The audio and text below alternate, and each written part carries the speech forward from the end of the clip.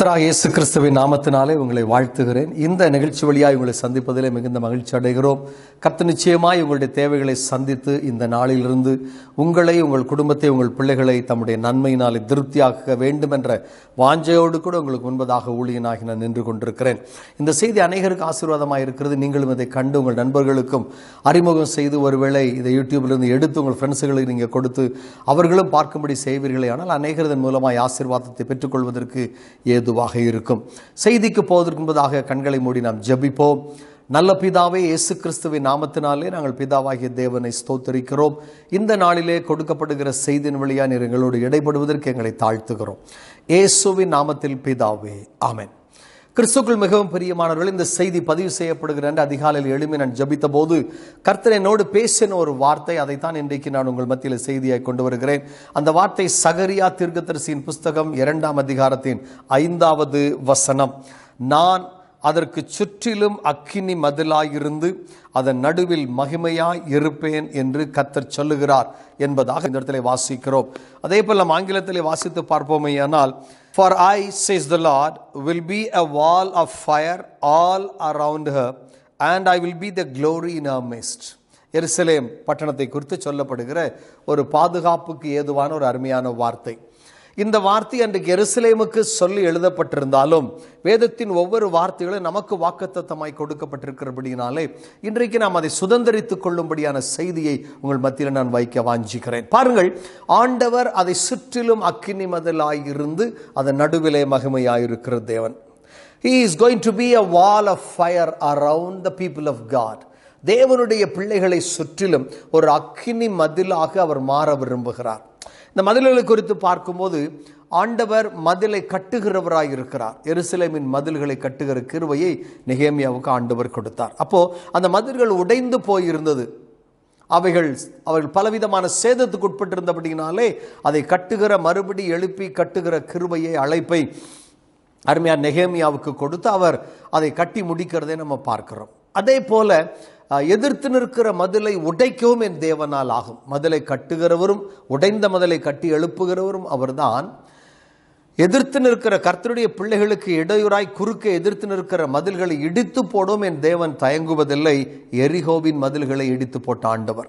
ஆனால் இங்கே பார்க்கிறோம், நான் இடிந்து கிடக்கிற மதிலை கட்டுகிற தேவன் மட்டுமல்ல, எதிர்ப்பு தெரிவிக்கிற மதிலை உடைக்கிற தேவன் மட்டுமல்ல, அவர்களை சுற்றிலும் நானே மதிலாக இருக்க விரும்புகிறேன். ஒரு அக்கினியின் வடிவிலே, அக்கினியின் சாயலிலே, I am going to be a wall around them. I am making a wall is something else. நான் மதிர்ச்சுவர் உண்டாக்குவேன் என்பது வேற, ஆனால் I myself will be a wall என்பது அதைவிட மேலான ஒரு ஆசீர்வாதம். மதில் சுவர்களை கட்டி எழுப்புவது என்பது ஒரு அனுபவம், ஆனால் அவரே சுவராக மாறிவிடுவது என்பது மிகுந்த ஆசீர்வாதமான ஒரு அனுபவம் என்பதை நாம் தெரிந்து கொள்கிறோம். இங்கே சொல்லுகிறார், நான் அதை சுற்றிலும் அக்கினி மதிலாக இருப்பேன். வெறுமனே மதில்களை கட்டுகிற அனுபவம் அல்ல. I myself will be a wall of fire around my people, around their houses, around all that they have. இது தேவன் கொடுத்த ஒரு பெரிய கிருபை. நீங்க யோபுவின் புஸ்தகம் 1ஆம் அதிகாரம் 10வது வசனத்தை வாசித்து பார்க்கிற போது அங்கே யோபுவை சுற்றிலும், அவன் வீட்டை சுற்றிலும், அவனுக்கு உண்டான எல்லாவற்றை சுற்றிலும் கர்த்தர் வேலி அடைத்திருந்தார். The Lord had made a hedge around Job, his house and all that he had. அது ஒரு பெரிய ஒரு ஆசீர்வாதமான ஒரு அனுபவம். ஆகவே நாம் என்ன தெரிந்து கொள்கிறோம்? கர்த்தர் தம்முடைய பிள்ளைகளை சுற்றிலும் மதில் எழுப்புகிறவர், உடைந்த மதிலை கட்டுகிறவர், அது ஒரு புறத்தில். ஆனால் இன்றைக்கு அவரே மதிலாக நம்மை சுற்றிலும் இருக்க போகிறவர் என்பது ஒரு பெரிய ஆசீர்வாதம். இன்னும் ஒரு படி தள்ளி நம்மை பார்க்கும்போது, எலிசாவின் நாட்களிலே அவனை சுற்றிலும் அக்கினிமயமான ரதங்களும் குதிரைகளும் கொடுத்து கர்த்தர் அந்த பாதுகாப்பை உறுதிப்படுத்துகிறார். பொதுவாக நான் என்ன சொல்ல விரும்புகிறேன், நம்முடைய ஆண்டவர் பாதுகாக்கிற தேவனாய் இருக்கிறார். Our God is the God of security. There is security in the Lord. ஆண்டவரிலே நமக்கு பாதுகாப்பு இருக்கிறது. God is our protector from all the evil. வேதம் சொல்லுகிறது சங்கீதம் 121:7 கர்த்தருடைய எல்லா தீங்குக்கும் விலக்கி காப்ப. The Lord will preserve you from all evil. எல்லா தீங்குக்கும் உன்னை விலக்கி காக்கிற கர்த்தர் என்று சொல்லப்படுகிறதை பார்க்கிறோம். அப்ப இந்த செய்தியை கொடுக்கிற எனக்குள்ளும் கேட்கிற உங்களுக்குள்ளும் கர்த்தர் இன்றைக்கு சொல்ல விரும்புகிற அல்லது செய்ய விரும்புகிற ஒரு காரியம், நம்மை சுற்றிலும் அவர் அக்னி மதிலாக இருக்க போகிறார். நம்மை சுற்றிலும் என்று சொல்லும் போது கர்த்தர் நமக்கு 3 படிகளை வைத்திருக்கிறார். முதல் படி நான் அல்லது ஒரு தனிப்பட்ட நபர் அவரை சுற்றிலும். இரண்டாவது படி தேவன் நமக்கு தந்த வீடு, அதை சுற்றிலும். மூன்றாவது படி தேவன் நமக்கு தந்த எல்லா விதமான ஆசீர்வாதங்கள், இவைகளை சுற்றிலும் தேவன் பாதுகாப்பை உறுதிப்படுத்துகிற தேவன். அதைத்தான் யோபுக்கு கர்த்தர் செய்திருந்தார். ஆகவேதான் சாத்தான் யோபுவினுடைய ஒரு ஆட்டை கூட தொட முடியவில்லை, ஒரு மாட்டை கூட தொட முடியல. அவனை சுற்றிலும் மட்டுமல்ல, அவன் வீட்டை சுற்றிலும் மட்டுமல்ல, அவனுக்கு உண்டான எல்லாவற்றை சுற்றிலும் வேலி அடைக்கிறதை பார்க்கிறோம். இந்த வேலி எடுக்கப்பட்ட பின்பு முதலாவது யோபுவை சுற்றியிருந்த எல்லாவற்றிலும் பிசாசு தன் கைகளை வைக்கிறான். அதற்கு பின் அவன் வீட்டிலே கைகளை வைத்து பிள்ளைகளுக்குள்ளே மரணத்தை கொண்டு வருகிறான். இறுதியாக யோபுவின் சரீரத்தை தொட வருகிறான். பார்த்தீங்களா, 3 படிகள் அங்கே பார்க்கிறோம். 3 படியான பாதுகாப்பை தேவன் கர்த்தருடைய பிள்ளைகளுக்கு தருகிறவராயிருக்கிறார். இந்த வார்த்தையை கேட்கிற உங்களை சுற்றிலும் இன்றைக்கு இந்த செய்தியை கேட்டுக்கொண்டிருக்கிற வேளையில் தானே இயேசு கிறிஸ்துவின் நாமத்தினாலே கர்த்தருடைய பாதுகாவல் உண்டாவதாக என்று நான் ஜெபிக்கிறேன். இயேசுவின் நாமத்தில் நான் ஜெபிக்கிறேன். அவர் நம்மை பாதுகாக்கிற தேவன், உங்களுடைய பிள்ளைகளை பாதுகாக்கிற தேவன், உங்கள் வீட்டையும் உங்களுடைய எல்லைகளையும் பாதுகாக்கிற தேவன். இன்றைக்கு அநேக நேரங்களிலே இந்த 10th +1 +2 படிக்கிற பிள்ளைகள் காலேஜுக்குள் அடியெடுத்து வைத்த ஒரு சில மாதங்கள், ஆண்டுகள் என்று சொல்லும்போது ஒரு சில பிள்ளைகள் அந்த பள்ளிக்கு போக மாட்டேன் என்று அடம்பிடிக்கிறதை பார்க்கிறோம். நல்லா படிக்கிற பிள்ளைங்க தான், நல்ல ஸ்கூலுக்கு கல்லூரிக்கு போன பிள்ளைங்கள் தான். திடீர்னு ஒரு நாள் நான் போக மாட்டேன், ஒன்று பயமாக இருக்கு, எனக்கு பிரியம் இல்லை, ஏதோ ஒரு காரணத்தை சொல்லி அநேக பிள்ளைகள் பாதிக்கப்படுகிறதை சமீபத்தில் என்னிடத்தில் ஜெபிக்கும்படி கொண்டு வருகிறார்கள். அப்படி ஜெபிக்கப்பட்டவர்கள் விடுதலை அடைந்து தொடர்ந்து பள்ளிக்கோ கல்லூரிக்கோ போய் நல்ல ஆசீர்வாதத்தை பெற்றுக் கொண்டிருக்கிறாங்க. நிறைய பேர் அப்படி இருக்கிறாங்க. அப்போ இந்த செய்தியை கேட்டுக்கொண்டிருக்கிற உங்களுடைய குடும்பங்களில் யாராவது பள்ளி கல்லூரி வாழ்க்கையில போக முடியாதபடி, படிக்க முடியாதபடி, பிசாசினாலே அங்கே நடைபெறுகிற பலவிதமான போராட்டங்களினாலே, ஏதாவது ஒரு பிரச்சனையினாலே போக மறுத்து என்னன்னு சொல்ல மாட்டாங்க, ஆனால் போகவும் மாட்டாங்க. அப்படிப்பட்ட சூழ்நிலையிலே உங்கள் குடும்பத்தில் பிள்ளைகள் இருப்பார்களே, ஆனால் இயேசு கிறிஸ்துவின் நாமத்தில் இந்த தடைகளை நான் உடைக்கிறேன். இப்பொழுது அந்த பிள்ளைகள் மேல் இயேசுவின் இரத்தத்தை, அவர்கள் சூழ்நிலைகள் மேல் இயேசுவின் இரத்தத்தை, அவருடைய எல்லா எல்லைகள் மேலும் இயேசுவின் இரத்தத்தை நான் தெளிக்கிறேன். பொல்லாத பிசாசின் கிரிகள், சாபத்தின் கிரிகள், படிப்பை தடை பண்ணுகிற நாசத்தின் கிரிகள் இயேசுவின் நாமத்தில் விலகி போவதாக என்று கட்டளையிட்டு கர்த்தருடைய பாதுகாவலை அவர்கள் மேல் பேசி தடைப்பட்ட நாட்களுக்கும் சேர்த்து படிக்கிற உற்சாகமும் உறுதியும் பலனும் உங்கள் பிள்ளைகளிலே காணப்பட வேண்டும் என்று இயேசுவின் நாமத்தில் நான் இப்பொழுது கட்டளையிடுகிறேன். பிள்ளைகளிலே பாதுகாப்பை தருகிற தேவன். உடைய வியாபாரங்களிலே சிலர் பாதிக்கப்பட்டிருக்கு, நான் ஆவியிலே உணர்கிறேன். சாதாரணமாக ஒரு சின்ன கடை தான் நீங்கள் வச்சுருந்தீங்க, ஆனால் நல்லா வளர்ந்து வந்துட்டீங்க. இப்போ ஓரளவு ஒரு மத்திய நிலைமையில் நீங்கள் வளர்ந்து வந்திருக்கிறீங்க. அடுத்த கட்ட வளர்ச்சிக்கு போகவே முடியாதபடி இதுவரை வந்த வளர்ச்சியிலும் நிலைத்து நிற்க முடியாதபடி கீழே போய்விடுவோமோ என்ற பயத்தோடு ஒரு சில இந்த செய்தி நீங்கள் கேட்டுக்கிட்டு இருக்கலாம். ஒருவேளை ஒரு உசிலம்பட்டி பகுதியில், மதுரை அடுத்து இருக்கிற ஆண்டிப்பட்டிக்கு மதுரைக்கு நடுவே இருக்கிற உசிலம்பட்டி என்ற ஒரு ஊர் இருக்கிறதே, அந்த ஊரில் இருக்கிற ஒரு சிலர் கூட நீங்கள் கேட்டுக்கிட்டு இருப்பீங்கன்னு நான் நினைக்கிறேன். எனக்கு தெரியாது, ஏன்னா அந்த உசிலம்பட்டியினுடைய ஆவியில் கொண்டு வரப்படுகிறதை பார்க்கிறேன். ஸோ இப்படி இந்த வியாபார நிலைகளிலே வளர்ந்து வந்து முன்னேற முடியாமல் கீழே தள்ளப்பட்டு விடுவோமோ என்கிற நிலையிலே அந்த மத்திய நிலையில் நின்று கொண்டு அங்கலாய்த்து கொண்டிருக்கிற உங்கள் மேல் இயேசுவின் நாமத்தை பேசுகிறேன். இயேசுவின் ரத்தத்தை உங்களிலே, உங்கள் வியாபார எல்லைகளிலே தெளிக்கிறேன். உங்களுக்கு தீங்கு விளைவிக்கவும் வன்கண், பொறாமை, எரிச்சலின் ஆவிகளாய் எழும்பி, செய்வன ஏவல்கள், தாயத்து தகடு, மாந்திரிக கட்டுகளாய் எழும்பி உங்களுடைய வளர்ச்சியை முற்றிலும் தடுத்து கீழே இறக்கி விடுவதற்கு எடுக்கப்பட்ட எல்லா சத்ருவின், மனுஷீகத்தின், எதிர்ப்பின், பொறாமையின் இயேசு கிறிஸ்துவின் நாமத்தில் கட்டி செயலிழக்க செய்து உங்கள் எல்லைகளுக்கும் இயேசுவின் நாமத்தில் பாதுகாவலையும் இன்று முதல் ஒரு புதிய வளர்ச்சிக்கான கிருபைகளையும் என் தேவன் வைக்கும்படியாக நான் ஜெபிக்கிறேன். இயேசுவின் நாமத்தில் அந்த கட்டளை உங்கள் மேல் போடுகிறேன். ஊழிய பாதைகளில் தடைகள் இருக்கலாம், கர்த்தர் நம்மை பாதுகாக்கிற தேவன். பாருங்கள், எலிசாவின் நாட்களில் 2 ராஜாக்களின் புஸ்தகம் 6ஆம் அதிகாரத்தை வாசித்து பார்க்கிற போது எலிசா என்கிற அந்த மனிதனுக்கு விரோதமாக சீரிய தேசத்து ராஜா தன்னுடைய படைகளை அனுப்புகிறார். இஸ்ரவேல் தேசத்தின் மேல் யுத்தம் பண்ணுவதற்கு சீரிய தேசத்து ராஜா திட்டமிடுகிறார், பல முறை திட்டமிடுகிறார். அப்படி திட்டமிடும் போதெல்லாம் அவர் எந்த இடத்திலே வந்து பாளையம் இறங்குவான், படைகள் வந்து இறங்கும் என்பதை அறிந்து கொண்ட இஸ்ரவேல் ராஜா அந்த இடத்திற்கு ஆட்களை அனுப்பி உறுதி செய்து தப்பித்துக் கொள்ளுகிறார். அப்ப இந்த சீரிய ராஜாவுக்கு ஒரு சந்தேகம், நம்ம கூட இருந்துகிட்ட யாரும் அங்க போட்டு கொடுக்குறாங்கடா என்கிற ஒரு எண்ணம் அவருக்குள்ள வந்துருது. அப்போ தன்னுடைய ஸ்தானாதிபதிகளை கூப்பிட்டு கேட்கிறார், நம்முடைய மத்தியில் இருந்து கொண்டே நமக்கு விரோதமாய் செயல்படுவது யார்? அப்பொழுது அதுல தேவனை அறிந்த அல்லது இஸ்ரவேலை குறித்து அறிந்த ஒரு மனிதன் இருக்கிறான். அவன் சொல்லுகிறான், அப்படியல்ல ராஜாவை, இங்கிருந்து யாரும் ஒத்தி கொடுக்கல, போட்டு கொடுக்கல, மாறாக அங்கே ஒரு தீர்க்கதரிசி இருக்கிறான், அவனுடைய பேர் எலிசா. அவன் நீர் பள்ளியறையில் பேசுகிற காரியத்தை கூட அந்த ராஜாவுக்கு அறிவித்து விடுவான். அவ்வளவு பெரிய ஒரு வல்லமை உள்ள மனிதன். என்று சொன்னபோது அந்த எலிசாவை பிடித்து கொண்டு வருவதற்காக அவன் ஆட்களை அனுப்புகிறான். அப்போ ஒரு தேசம் கவிழ்க்கப்பட வேண்டுமானால், ஒரு தேசம் சிறைப்படுத்தப்பட வேண்டுமானால், அதற்குள் இருக்கிற கர்த்தருடைய பிள்ளைகள் முதலாவது சிறைப்பிடிக்கப்பட வேண்டும் என்ற நியதி அங்கே காணப்படுகிறதை பார்க்கிறோம். அந்த யுக்தி அங்கே கையாளப்படுகிறதை பார்க்கிறோம்.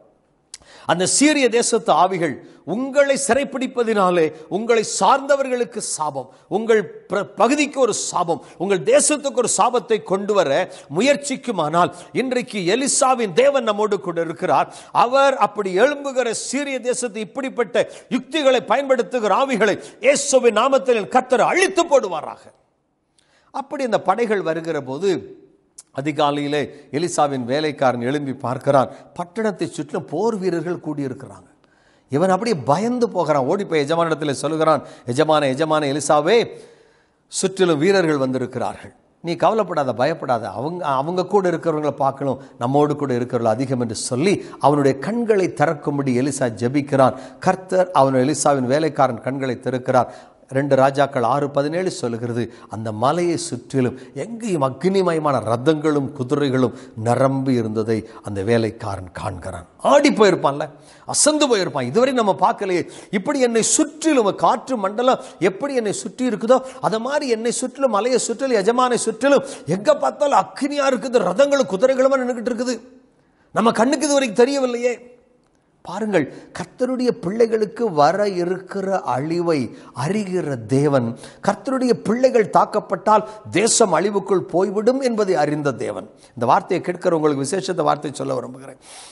இந்திய தேசத்திலே கர்த்தருடைய பிள்ளைகளை அழிப்பதற்கு இன்றைக்கு பல திட்டங்கள் தீட்டப்பட்டு பல இயக்கங்கள் செயல்பட்டு வருகிறது. ஆனால் கர்த்தர் நம்மை பாதுகாத்தால் தான் தேசத்திற்காக நாம் பரிதபித்து நிற்க முடியும், நாம் ஜெபிக்க முடியும் என்பதை கர்த்தர் அறிந்திருக்கிறார். ஆகவே இதை கேட்கிற உங்களை கர்த்தர் அழிவுக்கு ஒப்பு கொடுப்பதில்லை என்று அவருக்கு முன்பதாக நிற்கிற கர்த்தருடைய ஊழியனாகிய நான் இயேசுவின் நாமத்தில் உங்களை பார்த்து பேசுகிறேன். The Lord will protect you from the snare, from the efforts of the forces of evil, of the enemies.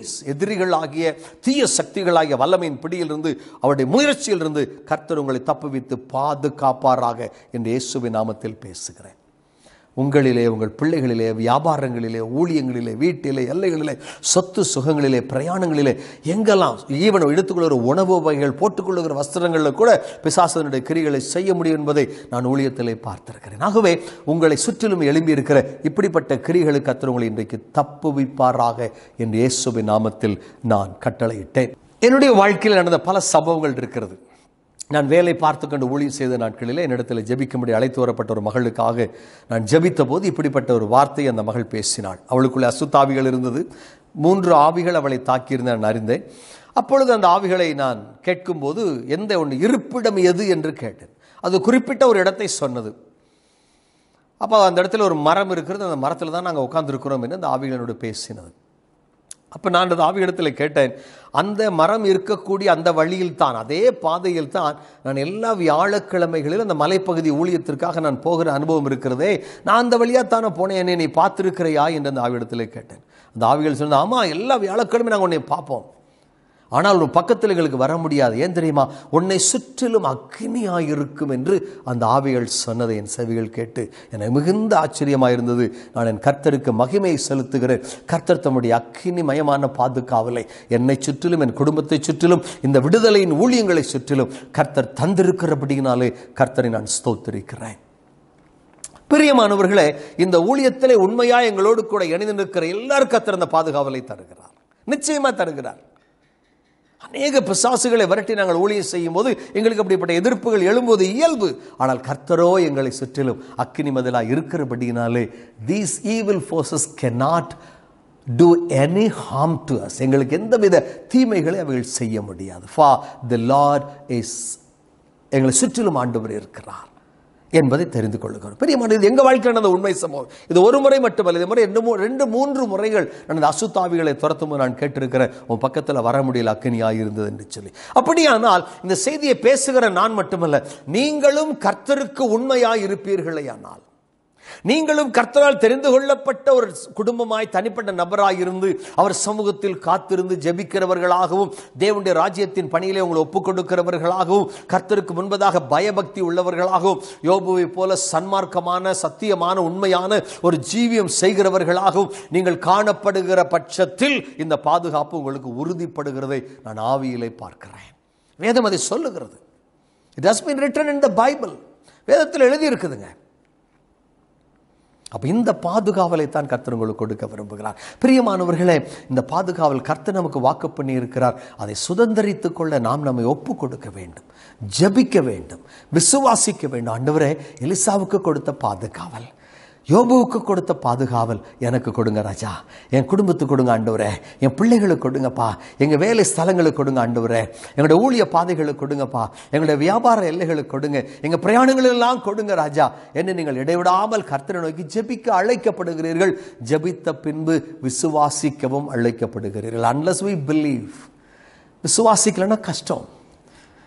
விசுவாசம் இல்லாமல் தேவனுக்கு பிரியமாக இருப்பது கூடாத காரியம் தானே. ஆகவே இந்த வார்த்தையை கேட்கிற நீங்கள் இயேசுவின் நாமத்திற்குள்ளாய் வந்துவிட. ஒருவேளை இந்த வார்த்தையை கேட்கிற நீங்கள் யாராவது இயேசுவை சொந்த கடவுளாக இதுவரை ஏற்றுக்கொள்ளாமல் இருந்திருப்பீர்களே ஆனால், ஒருவேளை நீங்கள் ஊழியக்காரர்களுக்கு எதிர்ப்பாக இருந்திருக்கலாம், சபைக்கு விரோதமாக இருந்திருக்கலாம், பைபிளை வாங்கி கிழிச்சு கூட போட்டிருக்கலாம். ஆனால் இன்றைக்கு கர்த்தர் உங்களை மன்னிக்க விரும்புகிறார். உங்கள் வாழ்க்கையை ஒப்பு கொடுத்து நீங்கள் கர்த்தராக இயேசுவை சொந்த கடவுளாக ஏற்றுக்கிட்டீங்கன்னா, இன்றைக்கு நான் சொல்லுகிறேன், கர்த்தருடைய ஊழியனாய் கர்த்தர் உங்களை அன்போடு கூட ஏற்றுக்கொள்வார், உங்களை மார்போடு கூட அணைத்துக் கொள்வார். விளைவு என்ன தெரியுமா? உங்களை சுற்றிலும் அவருடைய பாதுகாப்பு உறுதிப்படுத்தப்படும். உங்களுக்கு விரோதமாய் எப்படியாவது இவர்களை பழி வாங்கி விட வேண்டும் என்ற ஒரு கூட்டம் தெரியுதே, அந்த கூட்டத்துக்கு உங்களை தப்புவிக்க என் தேவன் இன்றைக்கு விருப்பம் கொள்கிறார். யாரெல்லாம் இயேசுவுக்கு ஒப்புக் கொடுக்க முடியுமோ அவர்களுக்கு இந்த பாதுகாப்பு உறுதிப்படுத்தப்படுகிறது. உங்கள் வீட்டை சுற்றிலும் பாதுகாப்பார், உங்கள் வயல் நிலங்களை சுற்றிலும் பாதுகாப்பார், உங்கள் வியாபார எல்லைகளை சுற்றிலும் என் ஆண்டவர் பாதுகாக்கிறவராய் இருக்கிறார். ஆகவே நான் அதை சுற்றிலும் அக்கினி மதிலாயிருந்து அதன் நடுவிலே மகிமையாய் இருப்பேன் என்கிற ஆண்டவர். அப்போ உங்களை சுற்றிலும் அக்கினி மதிலாய் இருந்து உங்களுக்குள் வாசம் பண்ணுகிற தேவனாய் இருக்கிறார். நமக்குள்ளே வாசம் பண்ண பின்னாலே சகரியான் புத்தகத்தில் 2ஆம் அதிகாரத்தில் கீழே வாசிக்கிட்டே வந்தீங்கன்னா, நான் அவர் நடுவிலே வாசம் பண்ணுவேன் என்று சொல்லுகிறார். God wants to dwell in your midst. உங்க மத்தியில, உங்க இருதயத்தில், உங்க வீட்டுக்குள்ள, உங்க எல்லைக்கு நடுவில் அவர் இருக்க விரும்புகிறாருங்க. He wants to be with you, to have communion with you, to have fellowship with you. உங்களோடு கூட அவர் ஃபெல்லோஷிப் இணைந்து இருக்க விரும்புகிறார், உங்களோடு கூட ஐக்கியம் வைத்துக் கொள்ள விரும்புகிறார். யோவான்ல வாசிக்கும் போது, எங்களுடைய ஐக்கியம் பிதாவாகிய தேவனோடும் அவருடைய குமாரனாகிய இயேசு கிறிஸ்துவோடும் இருக்கிறதுன்னு எழுதப்பட்டிருக்கிறது. ஆண்டவர் நம்மளோட ஐக்கியம் வைக்க விரும்புகிறார். சாதாரண மனுஷங்க கூட, வானத்தை பூமியும் படைத்த ஆண்டவர் ஐக்கியம் வைப்பது என்பது எவ்வளவு ஒரு ஆசீர்வாதமான ஒரு காரியம் இல்லையா? ஆகவே இந்த வார்த்தையை கேட்கிற நீங்கள் இன்றைக்கு தெரிந்து கொள்ளுங்கள், கர்த்தர் உங்களுக்கு ஒரு பாதுகாவலை இன்றைக்கு இயேசு கிறிஸ்துவின் நாமத்தில் உறுதிப்படுத்துகிறார். அப்போ இன்றைக்கு இந்த வார்த்தை பிடிச்சுக்கங்க. செய்தி பதிவு பண்ணப்படுகிற நாளின் காலையில் என்னோட ஆண்டவர் பேசின வார்த்தை, அதை சொல்லியே நான் ஜெபம் பண்ணினேன். அதை கர்த்தர் அன்றே உறுதிப்படுத்தியும் விட்டார். ஆகவே தான் உங்களுக்கு இந்த செய்தியை கொண்டு வருகிறேன். யாரோ உங்களில் பலருக்கு இப்படிப்பட்ட பாதுகாப்பு அவசியமாக இருக்கிறதுனால தான் ஊழியர்களாக எங்களோடு இப்படிப்பட்ட வார்த்தைகளை கர்த்தர் பேசுகிறார். ஆகவே அந்த வார்த்தை இன்றைக்கு உங்களிலே, உங்கள் வீட்டிலே, உங்கள் எல்லையிலே இயேசுவின் நாமத்தில் நிறைவேறுவதாக. நான் உங்களுக்காக ஜெபிக்க போகிறேன். என்னோடு கூட கண்ணை மூடி நீங்கள் ஜெபத்தில் இடைப்பட முடியுமானால் நிச்சயமாக கர்த்தர் உங்களுக்கு ஒரு அற்புதத்தை செய்வார். ஜெபிக்கலாமா? நல்ல பிதாவே, கர்த்தராக இயேசு கிறிஸ்துவின் நாமத்தினால் இந்த செய்தியை கேட்டு என்னோடு ஜெபத்திலே கலந்து கொள்ளுகிற பிள்ளைகளுக்காக நான் பாரத்தோடு ஜெபிக்கிறேன். இந்த செய்தியை கேட்டு தங்களை அர்ப்பணித்துக் கொண்டிருக்கிற ஒவ்வொரு பிள்ளைகளுடைய வாழ்க்கையிலும் சகரியா 2:5, யோபு 1:10, 2 ராஜாக்கள் 6:17 ஆகிய வசனங்கள், சங்கீதம் 121:7 என்ற வசனம், இவைகள் எல்லாம் இப்பொழுதே அவைகள் நிறைவேறுகிற வார்த்தைகளாய் மாறுவதாக. எழுதப்பட்ட வார்த்தைகளாய் அல்ல, அது நிறைவேறுகிற வார்த்தைகளாய் இயேசு கிறிஸ்துவின் நாமத்தினாலே இப்பொழுதே மாறுவதாக என்று பாரத்தோடு நான் ஜெபிக்கிறேன். ஆண்டவரே, அவர்களை சுற்றிலும் அக்கினி மயமாய் என் தேவன் தாமே இறங்குவாராக. a wall of fire, ஒரு அக்கினி மதிலாக கர்த்தர் தாமே வெளிப்படுகிறதற்காக உமக்கு ஸ்தோத்திரம். இஸ்ரவேல் ஜனங்களோடு அக்கினி ஸ்தம்பமாய், the pillar of fire and the pillar of cloud என்று சொல்லி அவர்களோடு கூட பிரயாணம் பண்ணின தேவன், உம்முடைய பிள்ளைகள் இருக்கிற எல்லைகளானாலும் பிரயாணப்படுகிற எல்லைகளானாலும் உம்முடைய அக்கினி பாதுகாவல் அவர்களுக்கு அவசியமான காலகட்டத்திலே நாங்கள் வாழ்ந்து கொண்டிருக்கிறோம். யாரெல்லாம் இன்றைக்கு தங்கள் வாழ்க்கையை கர்த்தருக்கு ஒப்புக் கொடுக்கிறாங்களோ அவர்களுடைய வாழ்க்கையிலும் அது நடைபெறுவதாக. இவர்களுக்காக மரித்து, இவர்களுக்காக ரத்தம் சிந்தி மரித்து அடக்கம் பண்ணப்பட்டு 3வது நாள் இந்த செய்தியை கேட்டு அர்ப்பணிக்கிற ஒவ்வொருவருக்காக உயிரோடு எழும்பி இன்றைக்கும் உயிரோடு இருக்கிற இயேசு கிறிஸ்துவின் நாமத்தினாலே நான் ஜெபிக்கிறேன். ஒவ்வொருவருக்குள் இந்த அற்புதங்கள் நடக்கட்டும். வியாதியா இருக்கிறவர்கள் இயேசுவின் நாமத்தில் சுகமடைவார்களாக. கேன்சர் இயேசுவின் நாமத்தில் சுகமடைவதாக. அல்சர் இயேசுவின் நாமத்தில் சுகமடைவதாக. தோல் வியாதிகள் இயேசுவின் நாமத்தில் சுகமாவதாக. மூட்டு வேதனைகள் இயேசுவின் நாமத்தில் விலகி போவதாக. சிறுநீரக வியாதிகள் இயேசுவின் நாமத்தில் சுகமாவதாக. சர்க்கரையின் கொடூரமான சூழல் இயேசுவின் நாமத்தில் விடுதலை பெறுவதாக. இருதய வியாதிகள் இயேசுவின் நாமத்தில் சுகமாகட்டும். மார்பக கட்டிகள் இயேசுவின் நாமத்தில் மறைந்து போகட்டும். குறுக்கு முதுகு தண்டுவட வேதனைகள் இயேசுவின் நாமத்தில் சுகமாகட்டும். இருமல், காய்ச்சல், ஆஸ்மா, வீசிங் இயேசுவின் நாமத்தில் சுகமாவதாக என்று கட்டளையிடுகிறேன். செய்வினைகள், ஏவல்கள், தாயத்து தகடுகள், மாந்திரிக கிரிகள் இயேசுவின் நாமத்தில் அழிந்து போவதாக. கர்த்தருடைய அக்கினி அவைகளை அழிப்பதாக. கட்டப்பட்டிருக்கிற ஜனங்கள் இயேசுவின் நாமத்தில் இப்பொழுது கட்டப்படுவார்களாக. யார் யாருடைய சரீரத்தில் பிசாசு அசுத்தாவிகள் குடிகொண்டிருக்கிறதோ அவைகளை இயேசுவின் நாமத்தில் கட்டளையிட்டு அவர்கள் சரீரங்களை விட்டு, எல்லைகளை விட்டு, வீட்டை விட்டு புறப்பட்டு விலகி போ என்று நான் கட்டளையிடுகிறேன். தகப்பனே, உம்முடைய நாமம் மகிமைப்படுவதாக. ஒவ்வொரு பிள்ளைகளையும் ஆசீர்வதியும். வியாபாரத்தை ஆசீர்வதித்து தழைக்க பண்ணும். ஊழியத்தை ஆசீர்வதித்து விஸ்தாரமாக்கும். பயம் உண்டாக்குகிற ஆவிகள், கடினமான வார்த்தைகளை பேசி நீ ஊழியம் செஞ்சிருவையா, உன்னை நாங்கள் விட்டுருவோமா என்றெல்லாம் பேசுகிற ஆவிகளை இயேசுவின் நாமத்தில் கட்டுகிறோம். இனி இந்த பக்கம் வந்தா நான் உன்னை என்ன பண்ணிடுவேன்னு சொல்லி அரட்டுகிற ஆவிகள் இயேசுவின் நாமத்தில் கட்டப்படுவதாக.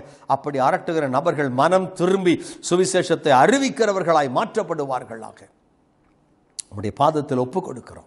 கிருபை விளங்கட்டு. யாரெல்லாம் கண்ணீரோட, பாரத்தோட, வேதனோட, கணவனால் அடிக்கப்படுகிற சகோதரியே இயேசுவின் நாமத்தில் சொல்லுகிறேன். கணவனால் அடிக்கப்படுகிற சகோதரியை கண்ணீரோடு என்னோடு நீ இணைந்து ஜெபித்துக் கொண்டிருக்கிறதை பார்க்கிறேன். இயேசுவின் நாமத்தில் ஒரு புருஷன் மனம் திரும்புவானாக, மனம் திரும்புவானாக. இயேசுவின் நாமத்தில் இயேசுவின் ரத்தத்தை உன் மேலே தெளித்து கர்த்தருடைய பாதுகாவலை பேசுகிறேன். இனி அவனுடைய கை உன்மேல் நீளாதபடி கர்த்தர் உன்னை தப்புவித்து பாதுகாப்பாராக. ஆண்டவரே, படிக்கிற பிள்ளைகளுக்கு நல்ல ஞானம் இருக்கட்டும். முக்கியமாக அரசு தேர்வுக்கு ஆயத்தப்படுகிற பிள்ளைகள் படிப்பதிலே உற்சாகம் காட்டி தெளிவாய் திட்டமாய் படித்து ஆசீர்வாதத்தை பெற்றுக்கொள்ள கர்த்தருடைய பிள்ளைகளுக்கு உதவி செய்ய வேண்டும் என்று செபிக்கிறோம். ஆண்டவர் பொறுப்பெடுத்துக் கொள்ள அர்ப்பணிக்கிறோம். கிருபை விளங்கட்டும். இவர்களை சுற்றிலும், இவர்கள் வீட்டை சுற்றிலும், இவர்களுக்கு உண்டான எல்லாவற்றை சுற்றிலும் நசரேனாகிய இயேசு கிறிஸ்துவின் நாமத்தினால் அக்கினிமயமான பாதுகாவலை கொடுக்கிற ஆண்டவருடைய பிரசன்னம் இருப்பதாக என்று ஆசீர்வதிக்கிறேன். இயேசுவின் நாமத்தில் பிதாவே, ஆமென், ஆமென். பிரியமானவர்களே, வருகிற 24ஆம் தேதி, அதாவது 24 பிப்ரவரி 2019 அந்த ஞாயிற்றுக்கிழமை மாலை 4 மணி முதல் 6 மணி வரை எங்களுடைய ஜெப மையத்தில், விடுதலை ஜெப மையத்தில் வைத்து பரீட்சைக்கு அரசாங்க தேர்வு எழுத போகிற பிள்ளைகளுக்காக விசேஷித்த ஒரு ஜெப கூட்டத்தை நான் ஒழுங்கு செய்திருக்கிறேன். இதை கேட்கிற நீங்கள் உங்கள் பிள்ளைகளை அழைத்து வாருங்கள். 4 to 6 மணி வரைக்கும் எங்களுடைய ஜெப மையத்தை கண்டுபிடிப்பது கடினமான காரியமல்ல.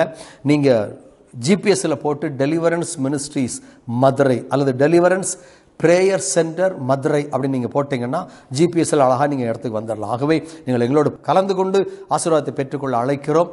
2வது சனிக்கிழமை, வருகிற 2வது சனிக்கிழமை 9ஆம் தேதி எங்களுடைய ஜெப மையத்தில் வைத்து எங்களுடைய உபவாச கூட்டம் இருக்கிறது. ஆகவே நீங்கள் கலந்து கொள்ளுங்கள். அநேக கட்டுண்டவர்கள் அந்த கூட்டத்தில் வந்து விடுதலை பெற்று போகிறாங்க. ஏன் நீங்கள் அவர்கள் ஒருவராக இருக்கக்கூடாது? உங்களில் கட்டப்பட்டவர்களை அழைத்து கொண்டு வாருங்கள். கர்த்தர் உங்களை ஆசீர்வதிப்பாராக. எங்கள் ஊழியங்களில் கலந்து கொள்ளுங்கள். எங்களை அதிகமாக ஜெபத்திலே தாங்குங்கள். எங்களுக்கு பொருளாதார உதவிகளை செய்து ஊழியம் விருத்தி அடைவதற்கு உங்களுடைய ஒத்தாசையை நாங்கள் எதிர்பார்க்கிறோம். கர்த்தர் உங்களை ஆசீர்வதிப்பாராக. ஆமென், ஆமென்.